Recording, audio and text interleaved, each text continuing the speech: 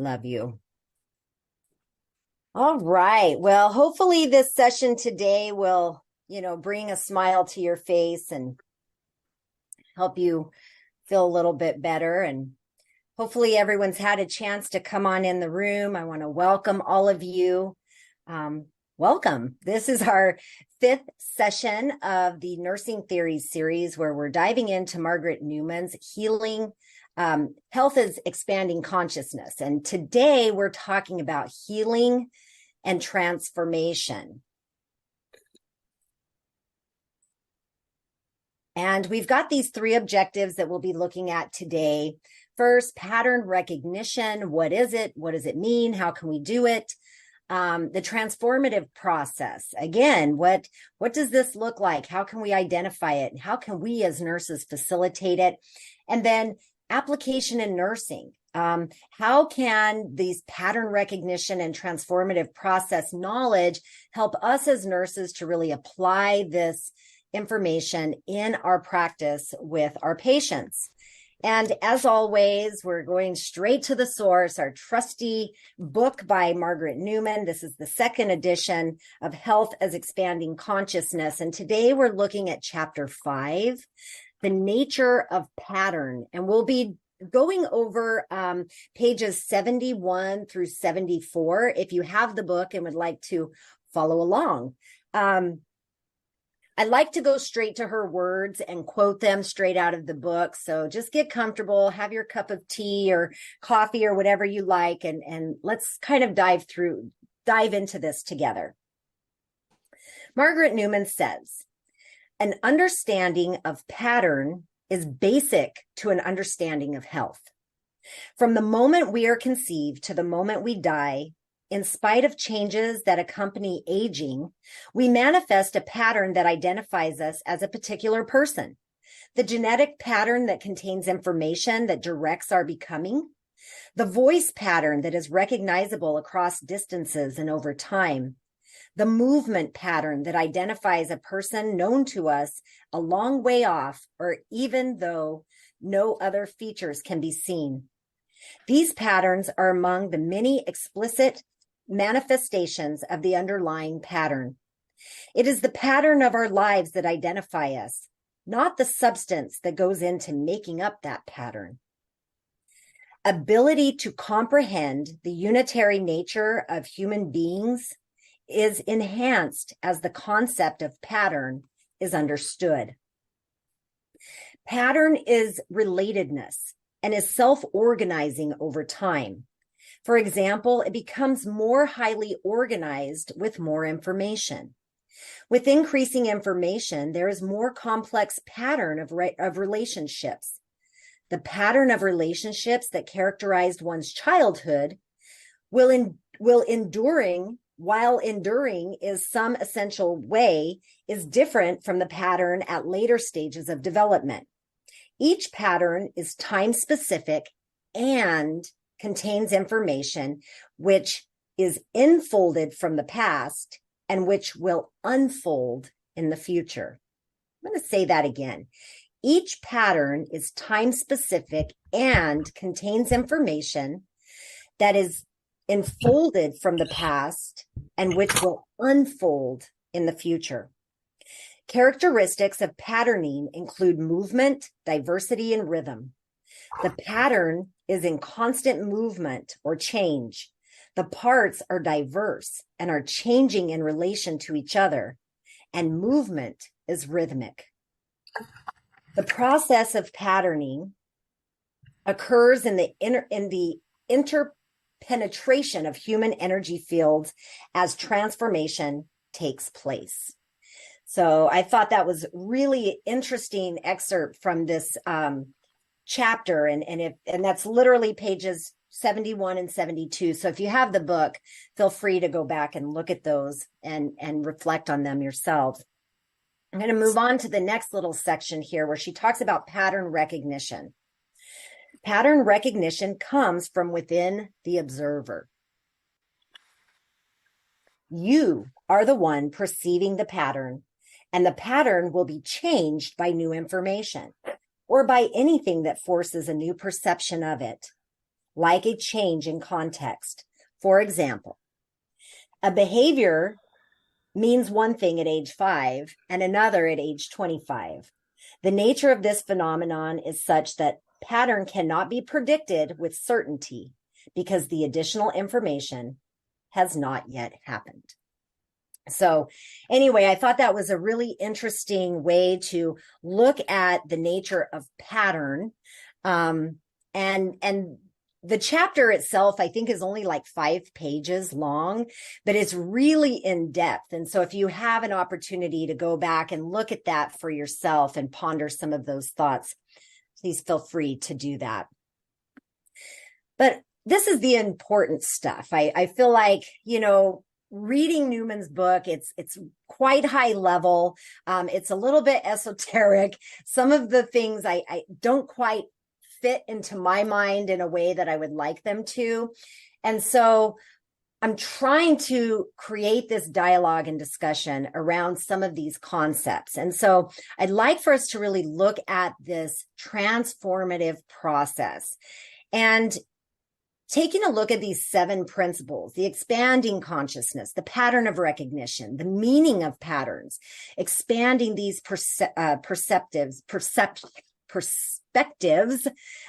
creating new possibilities, empowerment and healing, and mutual transformation.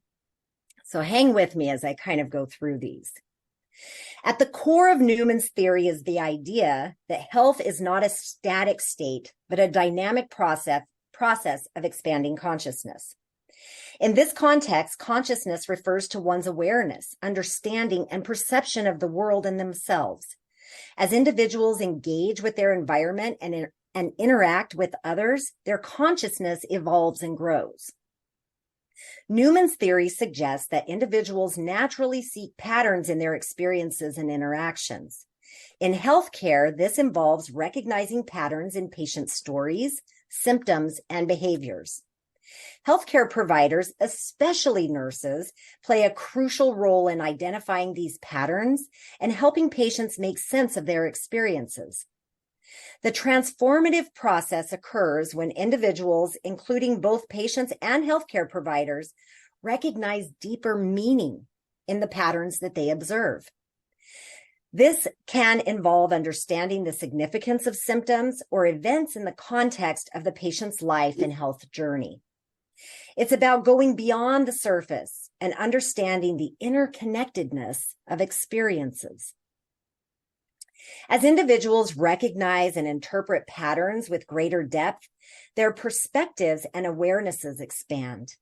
Patients may gain a deeper understanding of their own health and well-being, allowing us as nurses to develop a more profound insight into our patients' needs and experiences. The transformative process doesn't stop at expanded awareness. It leads to the creation of new possibilities and opportunities for growth and healing. Patients may find new ways to cope with their health challenges, while nurses may develop innovative approaches to care that better align with the patient's evolving needs.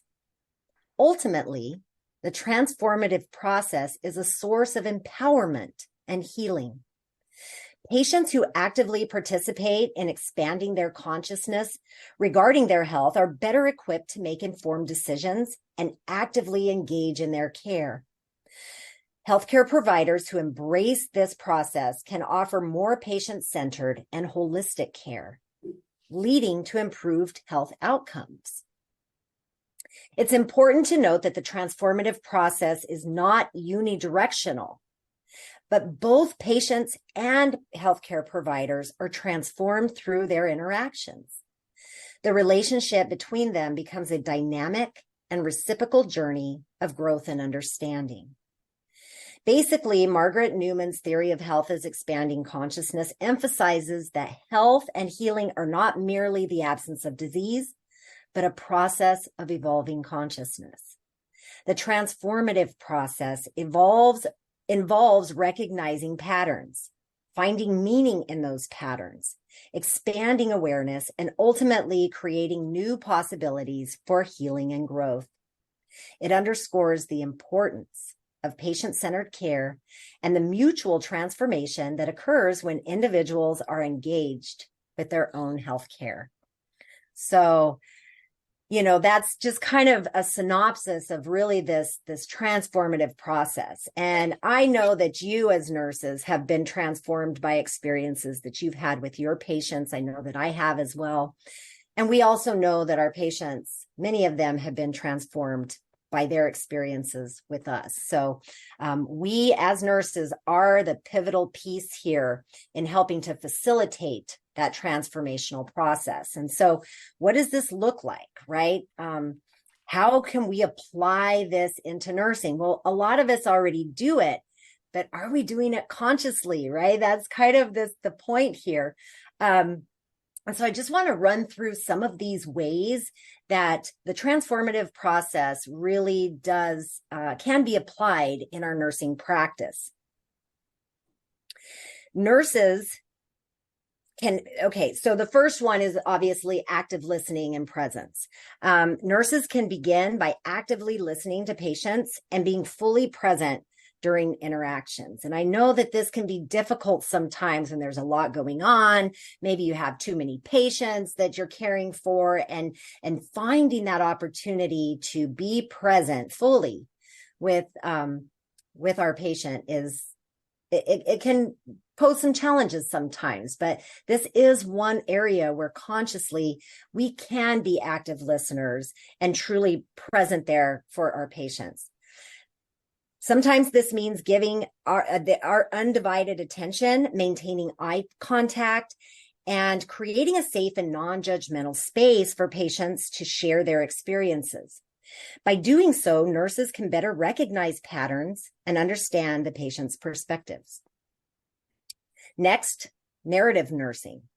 Encouraging patients to share their health narratives, including their experiences, beliefs, and feelings about their health and illness. Nurses can use narrative nursing techniques to help patients express themselves and uncover deeper insights into their health journey. Next, nurses should engage in reflective practice, regularly reflecting on our own experiences and interactions with our patients. This self-awareness allows us as nurses to recognize how our own consciousness is evolving and how it may impact our patient care. It can also help us as nurses identify areas for our own personal and professional growth. Next, conducting holistic assessments that go beyond physical symptoms to consider patients' emotional, social, and spiritual dimensions. Recognizing patterns in patients' lives, behaviors, and coping mechanisms that may be relevant to their health. We don't know if we don't ask, right? And so having that holistic assessment, maybe asking a question that's not right there in front of you on the computer with a check mark, that can lead to a more dynamic assessment and a holistic assessment. Next, empowering patients with knowledge about their health and encouraging them to take an active role in their care. This includes providing information, explaining treatment options, and involving patients in the decision-making process.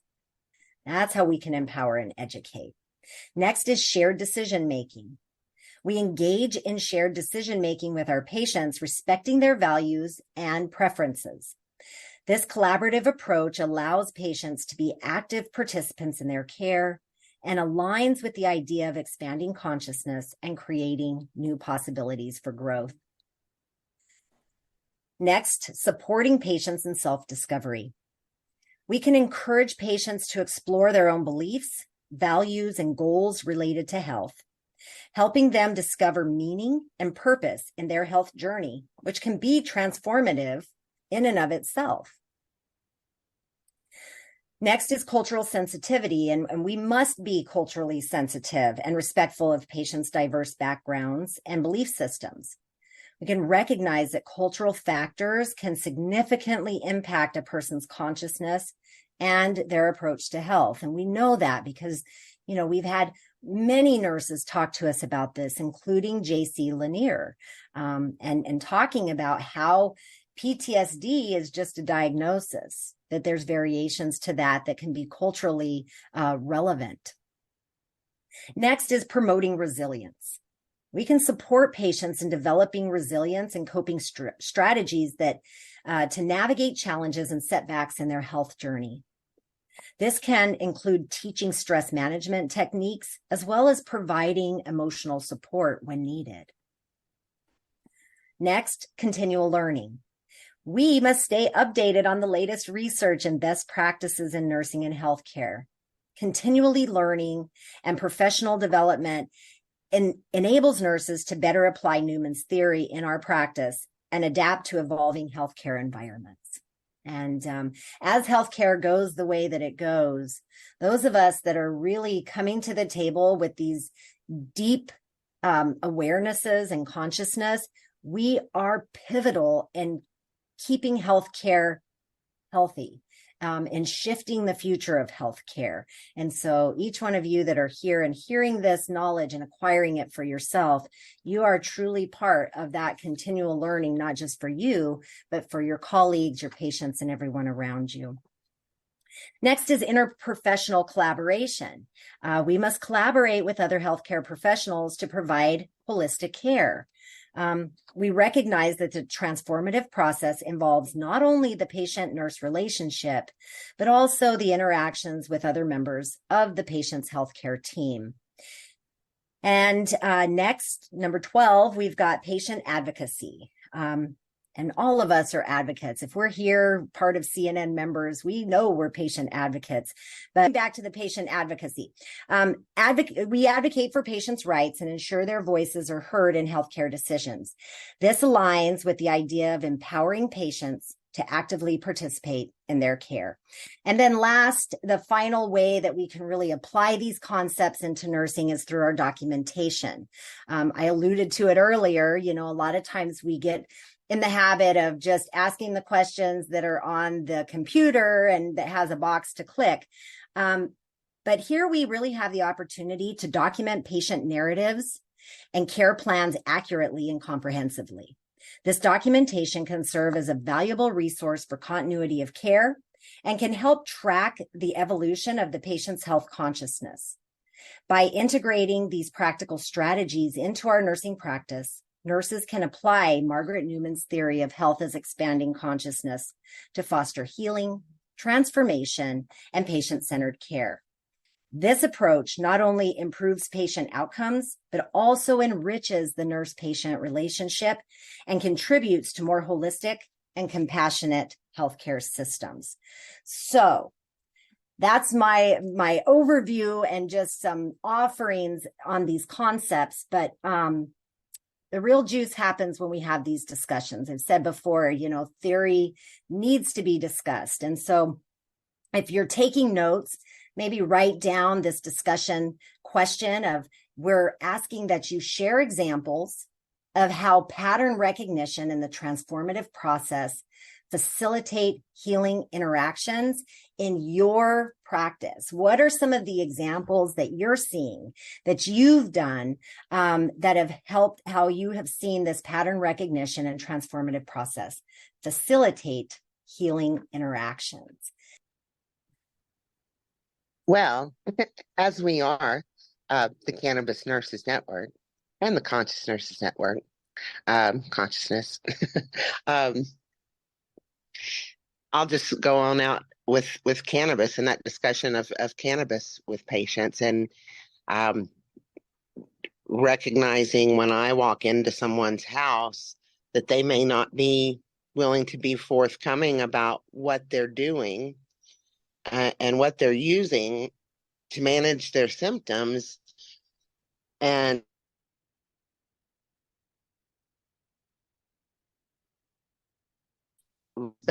to have a mutually respectful, open conversation where they understand they're not going to be judged by me, and that I do understand why they are using it and how it is helping them. And yeah, that's a beautiful example, I think. Thank you, Marcy. Thank you for that.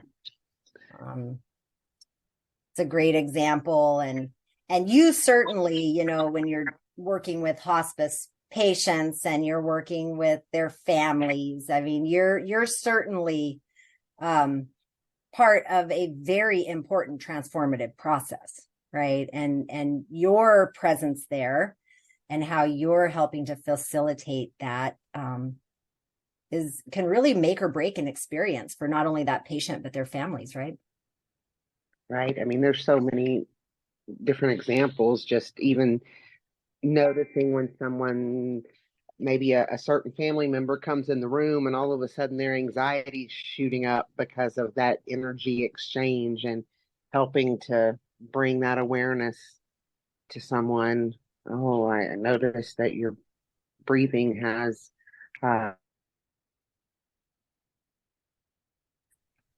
changed a little bit, and you seem to be having some dyspnea now. Let's slow your breathing, and maybe we can talk alone for a little while. Can't, hey, you get out the room. And yeah, so many examples. Even just charting, and that, like you said, paying attention to someone. And if I'm doing an admission and I've got a computer open and I never look at them, then they're really not going to feel that connectedness. And so it's important for me to stop and pause and not look at the computer and then say and explain what I'm doing. I'm going to just put this answer in here because if I don't do it right now, I'll forget it. Yeah. And then go back to them. Oh, that's beautiful. Yeah. And I was thinking too about, our friend Nurse Neek, and I've heard her on multiple occasions say something to the effect of, I was sick and tired of being sick and tired of my own toxic behaviors. And this isn't even just about a patient, but sometimes this can apply to ourselves, and recognizing our own patterns and the way that we operate and the way that we do things. And through that awareness, it's not anything that anybody else does. It's kind of like she said, what did she say? It's like, she said, pattern recognition comes from within the observer. It's from us. It's you are the one perceiving the pattern, and the pattern will be changed by new information, or by anything that forces a new perception of it, like a change in context. And so sometimes just recognizing that there's another way to be, or having that awareness that like, oh man, I'm creating the pattern, that can be sometimes a facilitating factor in helping to heal and transform and change and grow. So. And I'll say, I know you've heard me say it so many times, like, oh my God, I feel so much better when I go to the gym and work out in the morning, and my mood changes and I feel great for the day. It's like I'm feeding my own endocannabinoid system there. And so I can change that pattern and feel healthier if I continue to work on that on a daily basis. Yeah. And give myself a little compassion if I slip. Yeah, that self-reflection and self-care, so important for us to be in a place where we can recognize patterns in others and be that facilitating body in the room. Any other thoughts or examples?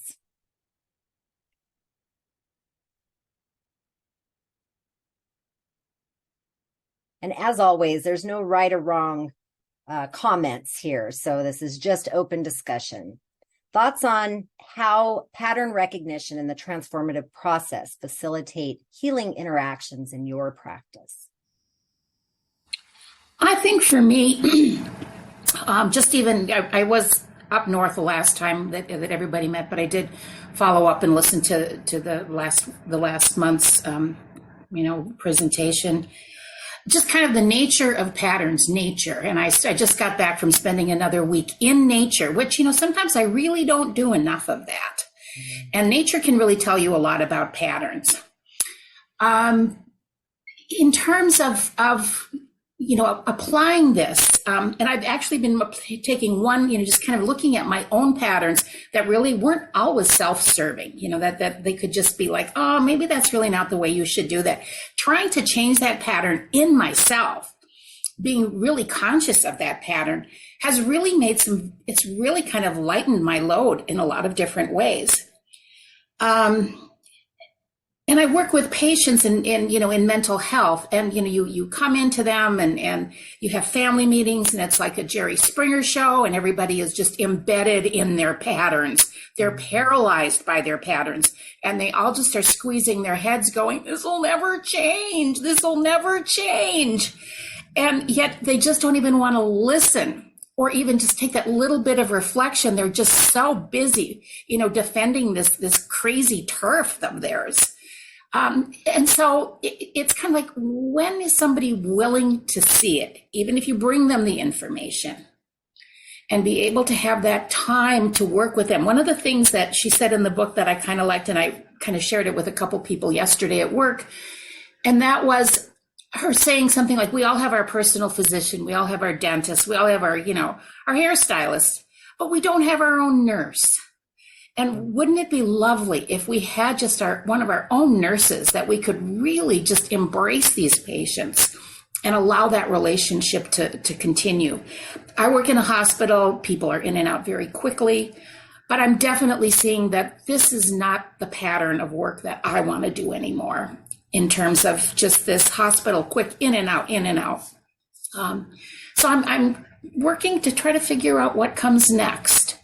And so I've been really kind of having a lot of fun with a lot of irritability, right?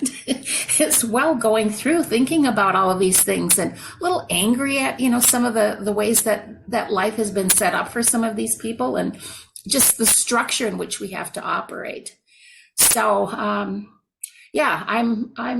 looking at patterns in myself, and trying to at least gently point them out to people as that when I think it's applicable. I'm not going in and trying to, disrupt their lives by any way, but really just trying to show them that there could be another way if you just stop, step back, sleep on it, versus just react. So that's where I am today, before I have to go in and start it all over again. Yeah. Wow. That was such great insights, Rebecca. And you brought up something that stuck with me, as we're talking about, you as the nurse can make these changes in your facility. I'm hearing you say, look, the way I'm going to make a change is by maybe not being here anymore. And so taking into account ourselves and our own healing and that transformative process that may have to happen for us, it sort of lends itself to this idea of, what was it that they said? There's a million nurses are leaving the field by 2025 or something. And that lends itself to some real worry. I don't know about you, but it lends itself to some real worry for me, that what's going to happen with the healthcare system if all the caregivers, the nurses who care, are no longer able to work within that system, because we care enough about ourselves to not be in that position anymore. Is there a way that this transformative process could happen on a grand scale for the healthcare systems? Do you see that? Oh, if you talk to my children, they will say, she blames everything on too much television. And being entertained and not enough, reading and curiosity, and really just this is just an incredible gift to have these lives. And I really am a little bit of a dreamer, and I still want to continue doing something in healthcare, with cannabis nursing and holistic nursing. And I'm certainly in a position where I am old enough to quit, and I am old enough to retire. And I do have I have made some plans for that. But this is important work, and I don't want to give this part up. I don't necessarily want the structure of, a hospital, which, with just, very, very stiff boundaries. So that's where I'm at. I'm thinking about where I want to go. And it's going to come. It's going to come. I'm putting it on the calendar, less than a year. And you've watched this transition get to where we are today. Just say healthcare system today. You've been you've watched it be what healthcare was before versus what it is today. Do you have any insights on how that transformative process has transpired? All I can say is the mentors and the people that I had when I was much younger were some phenomenal people, caring people, loving people, resourceful people. And I see an overwhelming group of nurses, young nurses that aren't experienced, maybe, a couple months out of an orientation, now training other nurses. And a lot of that is, let's just stick behind the desk. We don't want to interact with these, behavioral health patients, which is what you really need to do with some of them. And it just seems such poor health care. I don't know. And I'm not trying to complain about the state of the world or anything, but that's why I'm irritable. Let's just put it this way. It's a transformative irritability, because I keep telling myself and feeling something is getting ready to change. You're feeling this way. Something is happening. So let's just keep with it. Yeah. Oh, that's beautiful. And that's part of the identifying the pattern recognition, right? You're recognizing that the pattern is shifting, that there's a shift. Definitely. Yes. That's beautiful. Yeah. Thank you, Rebecca. Your insights are always so welcomed and appreciated. And we're just so thankful that you're here with us. Well, we always are giving each other praise, which is wonderful. But, this group has really, over the past year, has really allowed me to just really start thinking things just a little bit differently and having the support of the community. So I'm very grateful to be part of this group. Wonderful. Thank you. Thank you. I see Stacy and Jamie. Do either one of you have, Stacy, would you like to share what examples of how pattern recognition and transformative process have helped to facilitate interactions with your patients? Well, I'm breaking a pattern by starting this. I just joined CNN, so I'm very excited to be here. I have to give a lot of respect to Rebecca. I can't say the things she just said without tearing up. So it's a great thing to see this change. I've been in long-term care for about 13 years, and it's done this to me. So it's time. It's time. And thank you, guys. So Stacy, what kind of work do you do in long-term care, and are you able to recognize patterns in your specific patients and help to facilitate healing processes? Not absence of disease, but helping patients to feel better. Yeah, I actually left the long-term care world. It's been about 6 months ago. I worked my way from a STNA up to Vice President of Clinical Operations. So you get to the top and you realize that it's just as broken up there as it is at the bottom. And I think that that's what kind of broke my soul, because I wanted so much more for these people and these patients. And you have such a diverse population now. It's not your 60 plus people that's there for a broken hip or something of that. You have intertwining of drug use, and then you get stealing, and they mix these populations together, which makes it very difficult, very time consuming. So where Rebecca has the in and out of patients, we get the ability to see the whole picture, but no time or strength or power to make those adjustments. They're so short staffed, and you're pulled in so many directions like taffy to where it breaks. So self-care has been a big focus. That's a transformative process that I'm working on. And really functioning in the nursing community still, but where? I'm not where Rebecca is, but that's truly where I think a lot of us nurses are. Thank you, Stacy. We're grateful that you're here. Welcome to the network. We're so happy that you found us and took that leap I think you'll find that there's some depth here, that there's varying things that you can do, and a wonderful community of people to rely on. So do know that all of us that are here today, you have access to us via direct message, and just ask for our phone number. We are really a loving, caring bunch of nurses that we are here to help facilitate your well-being and to empower you however you would like us to be in your life. So thank you. That was really lovely, Stacy. I could tell the heartfelt, and so thank you. And I'm glad you're here, because I'm glad you're in our group.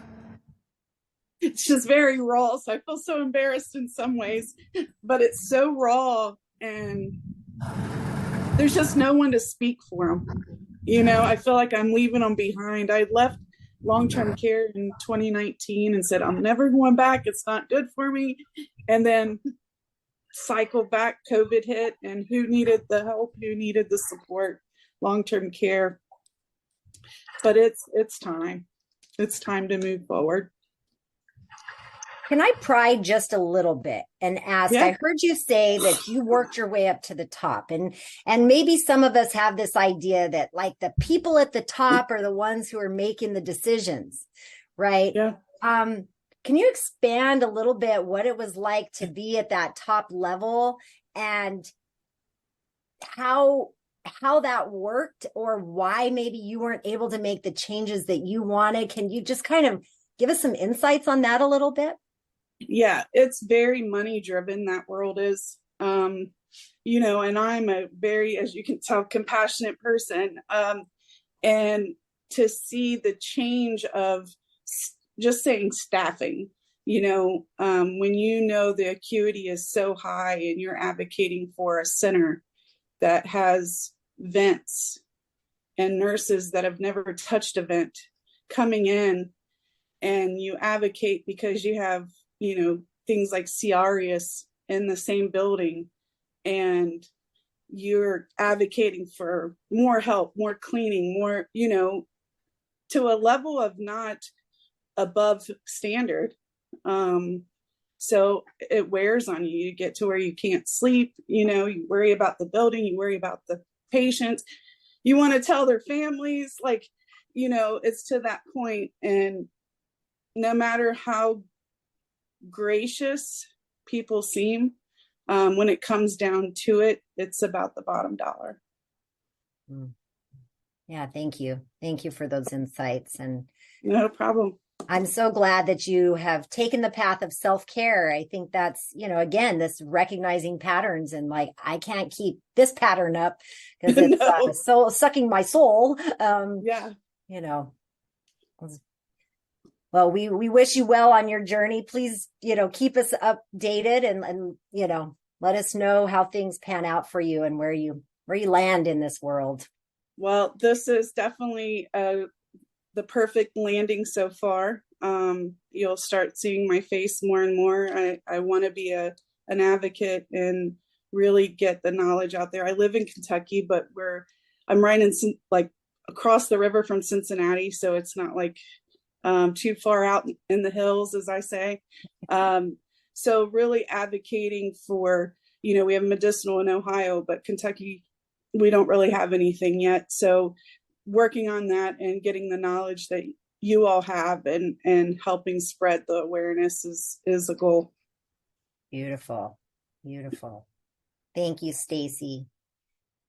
Jamie, I see you. Would you like to share your knowledge and experiences with pattern recognition?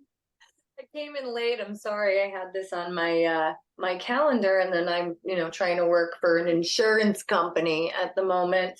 And I'm glad I caught the tail end of this. I'm sorry I didn't get to hear you speak longer, Rebecca. But just in what I heard you say, Stacy, I've been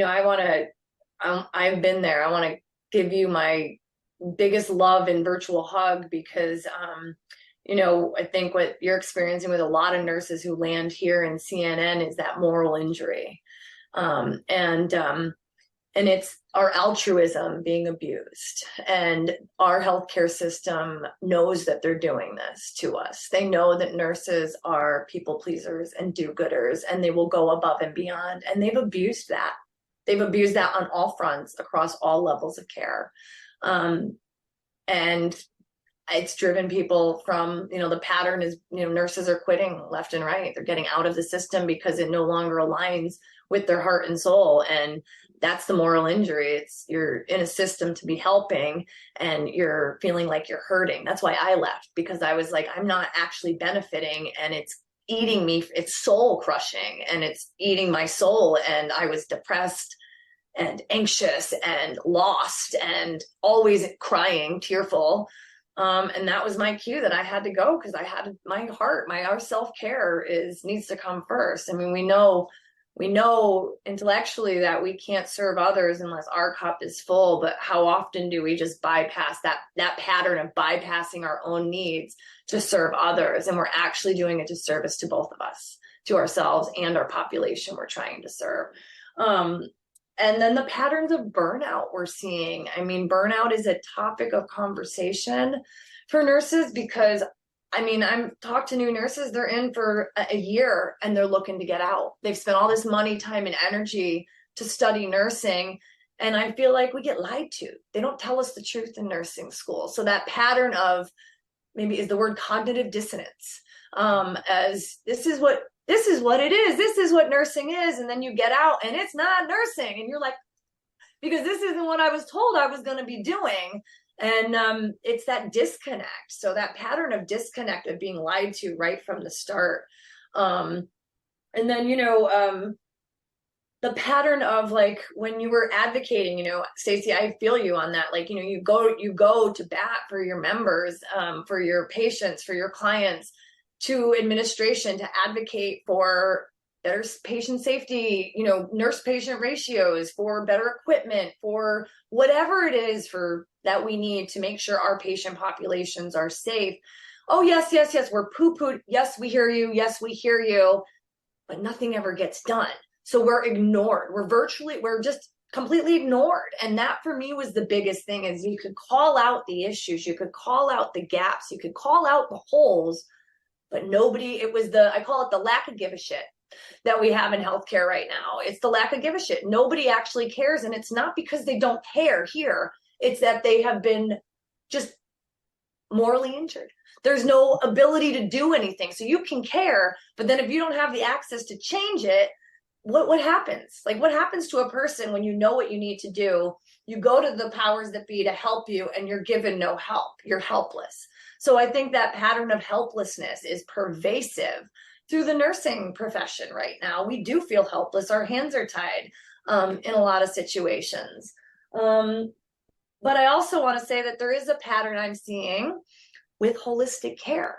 More and more providers, because they are at their wits' end. They're at the end of the rope here, right? The pharmaceuticals aren't working. The physical therapy isn't working. So they're like, well, what do we need to do?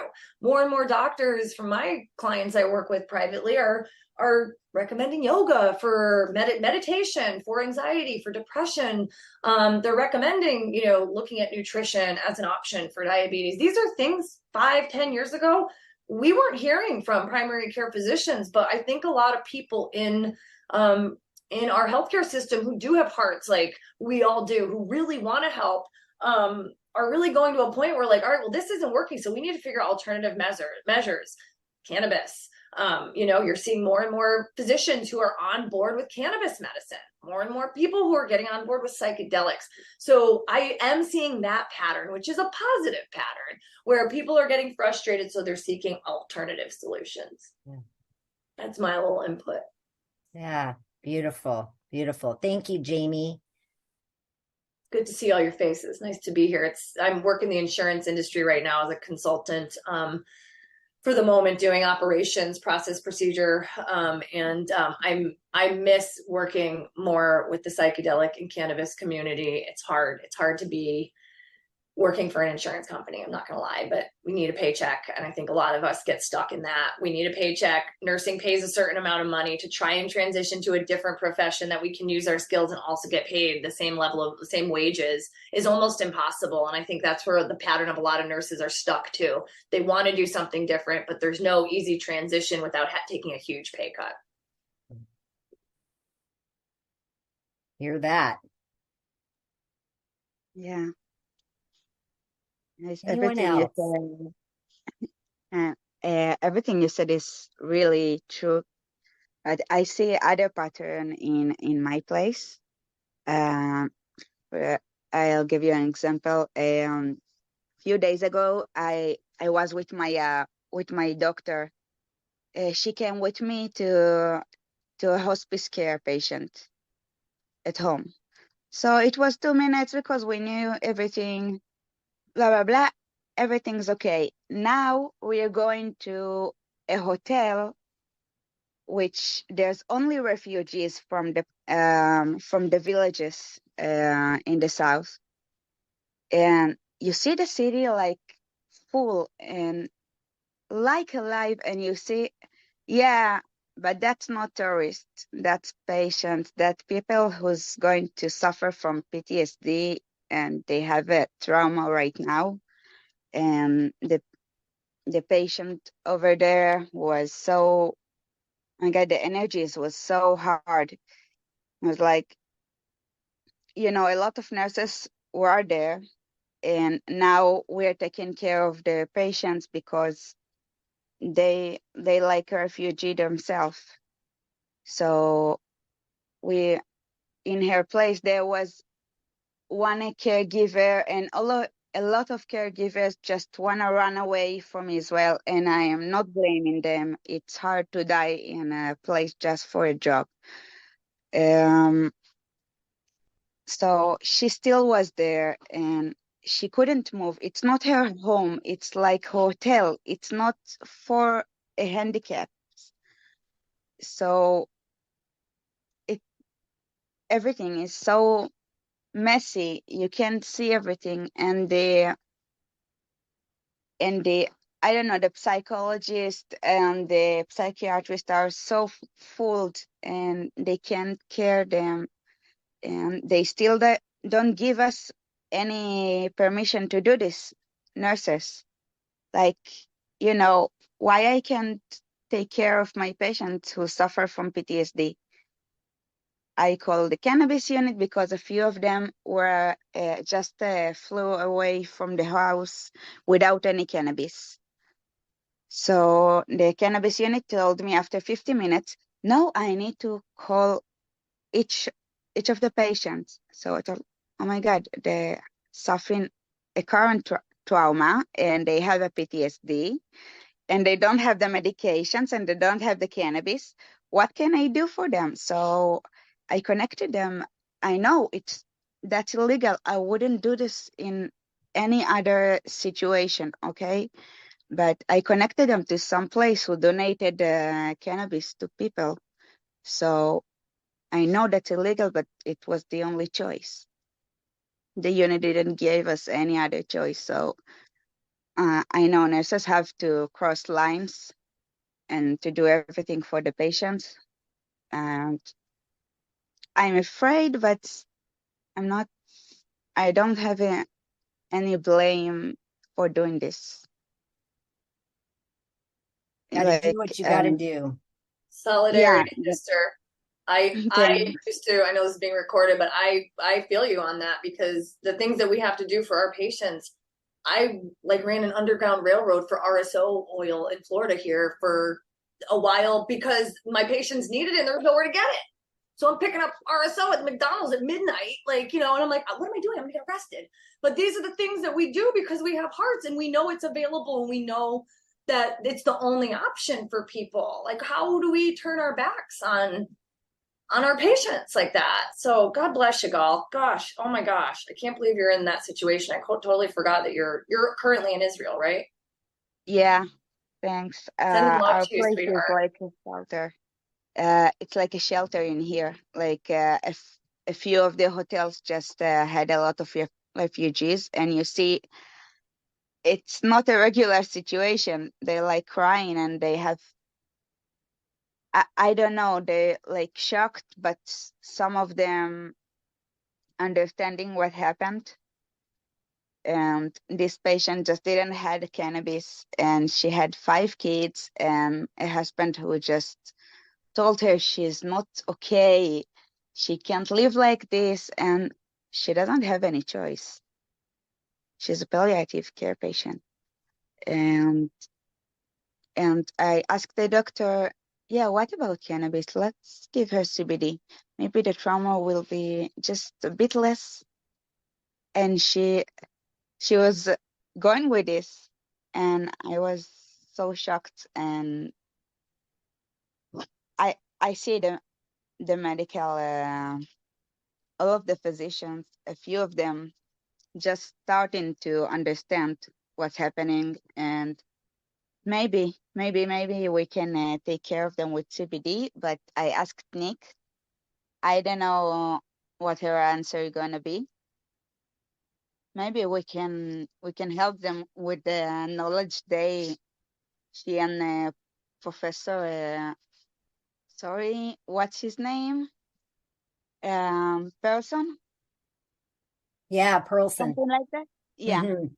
I asked her if maybe the knowledge can help, and maybe we can raise some money for a research. Maybe we can help them with this, just for not to be.